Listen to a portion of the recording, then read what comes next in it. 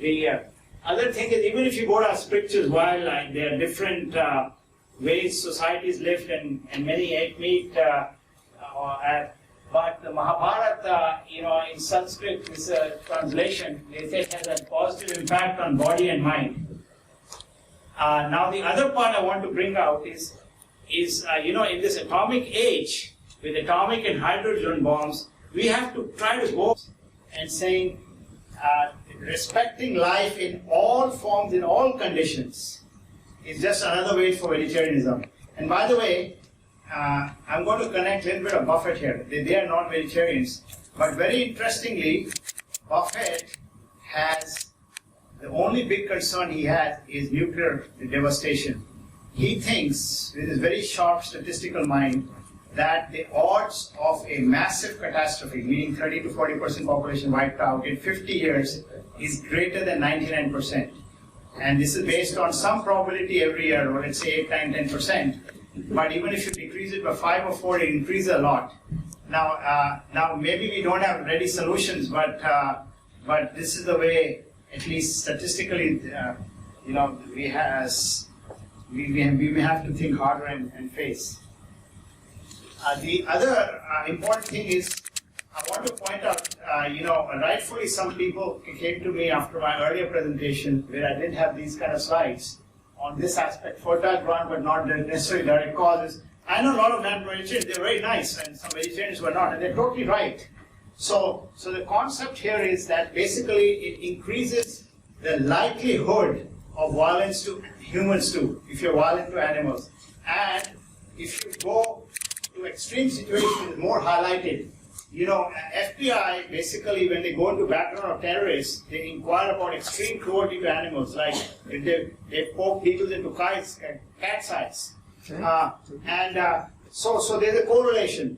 Now, in the US, there are some slaughterhouse crime is significantly higher than other towns. So it provides a fertile ground. Doesn't mean everybody there is doing that.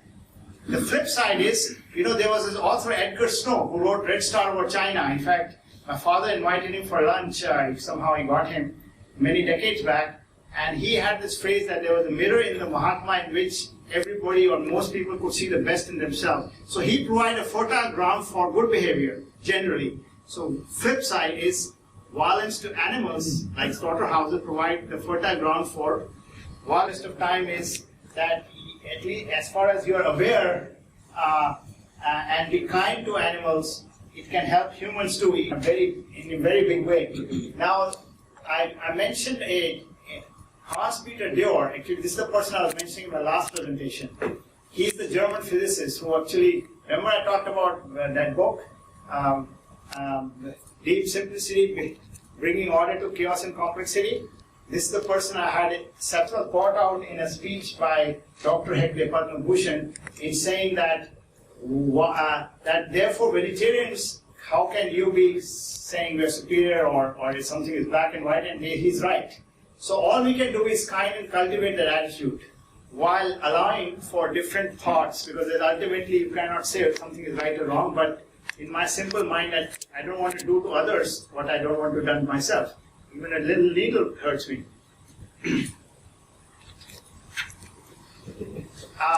Here's another thing.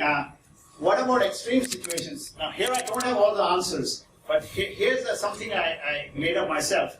On November 26th in Bombay, there were those terrorist attacks, and Indian army went in and had to kill those terrorists. Now, whether it's justified or not, Gandhi in fact said, war is nothing but legalized mass murder, but we did it, and we had to do it maybe at that time. There were no immediate other solutions. But that doesn't mean we say, okay, we had to kill a human, I'm going to kill my neighbor and family and on top eat them. So we draw shades of difference. Similarly, some of you here may be Jains, it's very scientific. I think people say, well, we are on the top of the food chain, but why do we have to copy carnivorous animals? What about herbivores? I think hopefully we're more civilized. As last aspect is a spiritual protective shield. One of Gandhi's son, he got typhoid, pneumonia, and delirium. And doctor recommended some chicken broth and non-vegetarian treatment, and the whole family declined it. And the son, with naturopathy, completely healed, turned out to be healthier with his son. So he basically said that the life is not in doctor's hand, Anyway, this is a spiritual aspect. Here's another aspect I want to bring out. It's not as deepening. How does it deepen democracy? You know, in history, you see, there have been different people who were different than us, whether it was blacks, so they were treated different, but now animals are treated different, but I think we have to include them to some degree. The orientations, all these different classes are being evolved. You know, Hitler used to kill Jews, gays, and disabled people because they were different. So I won't go over each one in the interest of time. Next slide. Our Constitution actually has this, where it's just not well recognized and implemented, but we do allow for protecting living creatures. And I would like to suggest that this kind of thought can be replicated globally and even better implemented. You know, one of Einstein's quote is, "No problem can be solved from the same level of consciousness that created it." So when we have wars, we only talk about boundaries, pass grudges. By one Donald Watson in the England, a better choice of word I think might be planetarian. Vegan means Indian vegetarian, which means no ultra. Firstly, I will not go into too much detail, but while a lot of people may be involved with the pain and suffering animals go through in meat, but in the cows and eggs production and the milk, there's also extreme cruelty involved. Nobody's going to change overnight anyway, but you know, and it may change your mindset as you gradually go on that path. And of course, the other thing is, on the business side, there's a great quote by Jack Welch that quantum change is best because incremental change is easily resisted. Sold as wheels, and they're transported. The older cows are cruelly, and that's why you become. I mean, it's surprising. You know, I couldn't imagine this 20 years back. We become the largest beef exporter and the fourth largest beef consumer. So this is just a byproduct of the milk industry. And same thing in the chicken industry, you know, and the eggs.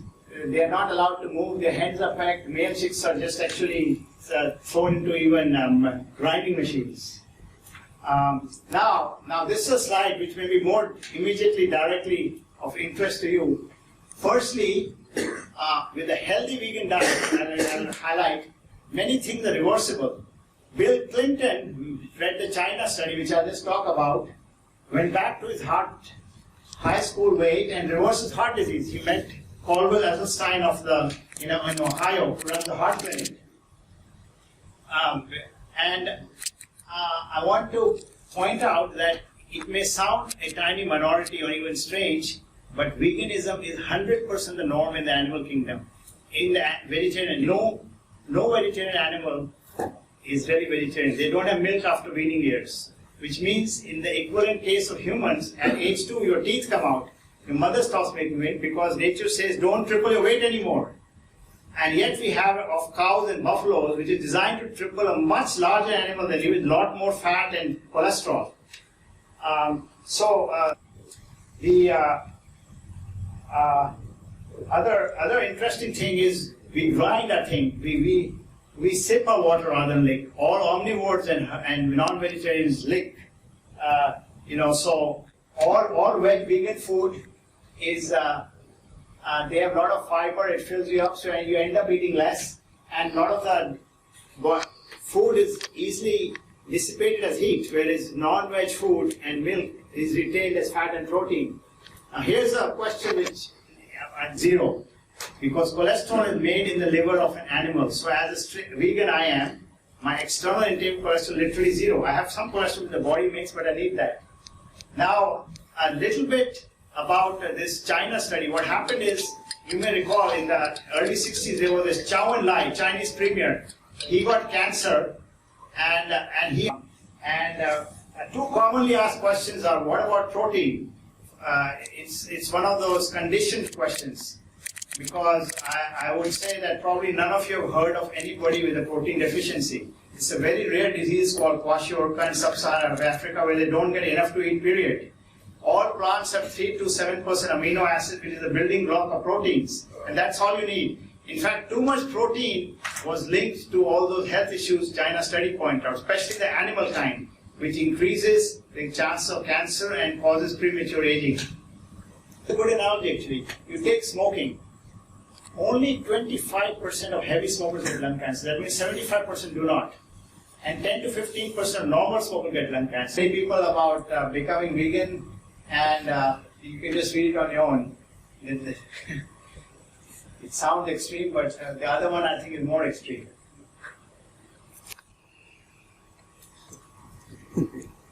Organic food is not only more helpful but more tasty.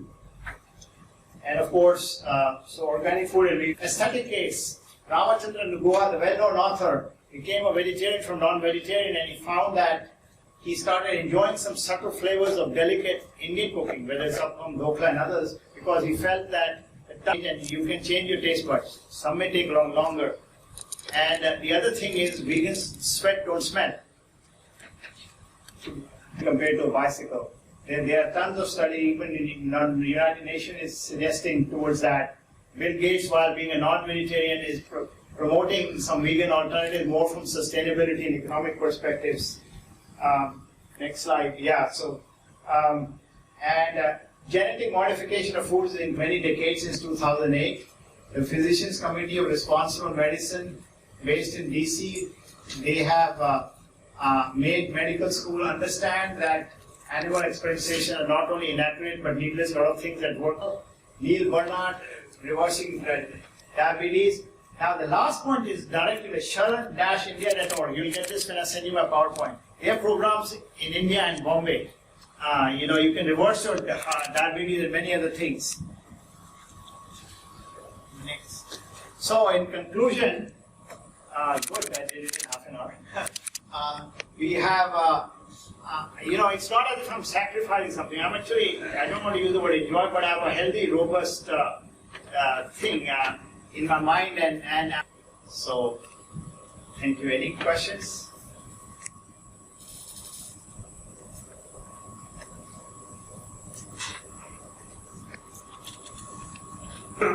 I can share my experience with veganism. Me and my wife, we are vegan for 25 years, and I am a survivor of 2 cancer surgery. Kind of thing, it comes from your old karma. It's a Gita theory that how you do today, you will be facing tomorrow. Veganism, the main meaning of veganism is ahimsa. Man, vachan, kaya se kisi ko dukh nahi pahunchana hai. By thought, words and deeds. And if you do that, you will be benefited health-wise, spirituality-wise, financial-wise. I became vegan to make financial gain 25 years ago. Yeah, not only super healthy, a lot of the children diseases they have avoided. No cough, no thing, sleeping well at night, no vaccination is a separate topic. And this author was 65, no medicines. So that was the proof in the pudding. This is a small little token. Oh, thank you so much. Thank you. Sure. And we have got Vipassana books brought by Durgesh Bhai, The Art of Living. So if anybody is interested. Yeah, give me your card. Give me your card here. I'll tell you what, just write it here. You just mentioned it so I remember because it came after the presentation. Just write it here. Where is the card over there? Yeah, अच्छा वो card का box का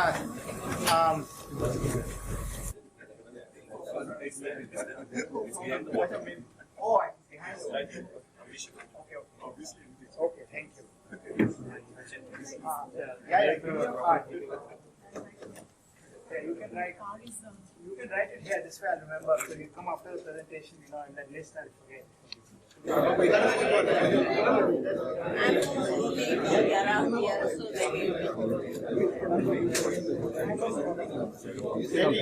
You see,